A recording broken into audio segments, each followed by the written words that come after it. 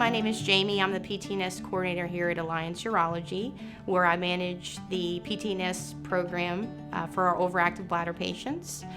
This is a treatment that we use, that we prescribe for patients that have overactive bladder and they have tried maybe a few medications and either the medications didn't work for them or they had some type of side effect.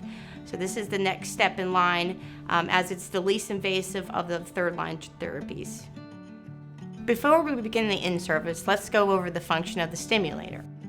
So this is the urgent PC stimulator that we use to deliver the PTNS treatment here in our office. Once you have the patient seated and comfortable, you want to go ahead and turn on the device. You want to hold this top button for 2 seconds. Once the device is turned on, you want to go ahead and press this yellow button, which goes into test mode. In order to increase the electric stimulation, you want to hit this plus button, and if you want to decrease it, you would hit this minus button. Once the patient has informed you that they're getting a strong amount of electric current, you want to hit this green button to go ahead and enter into therapy mode. If you have to stop the device at any time or stop the treatment at any time, you want to hit this red button, and that will stop delivering the electric current. Now that we have an understanding of the device operation, let's talk about administering therapy to the patient. This is how I train our staff on PTNS so we can all deliver consistent care. Before therapy, it's important that patients are educated on the procedure and expected improvements. I explain PTNS therapy to them and have given them our patient handout as covered in another video. The first step is to get the patient comfortably seated and at ease. Because the treatment leg needs to be supported, we use this chair and footstool. Needle placement is the key to delivering effective therapy. Locate the needle insertion site on the inner leg, approximately 3 finger widths away from the center of the ankle, and 1 finger width toward the back of the leg. Clean the insertion site with the alcohol pad. You can also use the Labrie needle placement guide. Before removing the clear guide tube and pink stop plug, place the needle electrode over the insertion location at a 60-degree angle from the ankle, pointing towards the head. For patients with larger ankles and patients with edema, we found that a larger angle, such as 90 degrees, works better. Remove pink stop plug. Gently tap the top of the needle electrode to pierce the skin. Remove the guide tube. Using a rotating motion, advance the needle electrode until approximately 3/4 of an inch or half the bottom portion is inserted into the leg. It is important to maintain a 60-degree angle while advancing in a path with the needle tip pointed towards the head. Connect lead wire to the stimulator. Remove adhesive backing from the surface electrode. Place the surface electrode on the inside arch of the foot on the treatment leg. Attach needle electrode clip by depressing the plunger and hooking around the needle electrode. Turn on stimulator. Begin treatment by talking to your patient about how you would confirm that the stimulation is reaching the tibial nerve. Patient response may be either motor or sensory.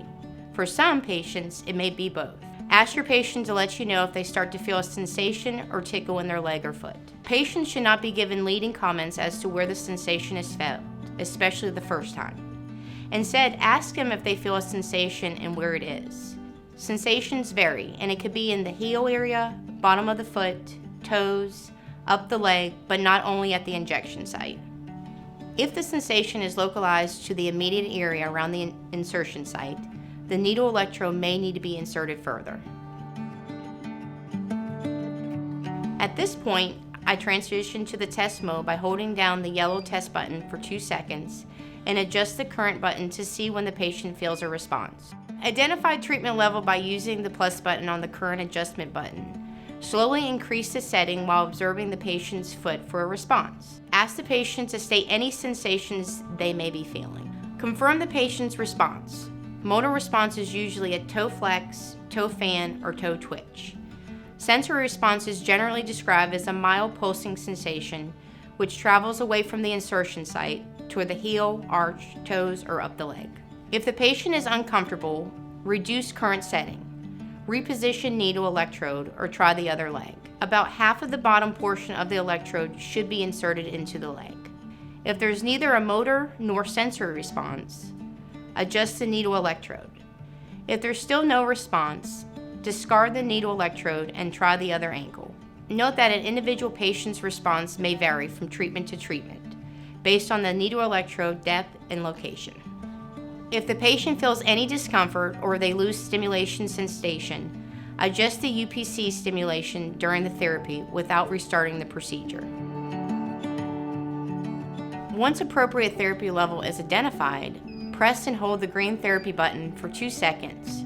Therapy mode begins and is automatically set for 30 minutes.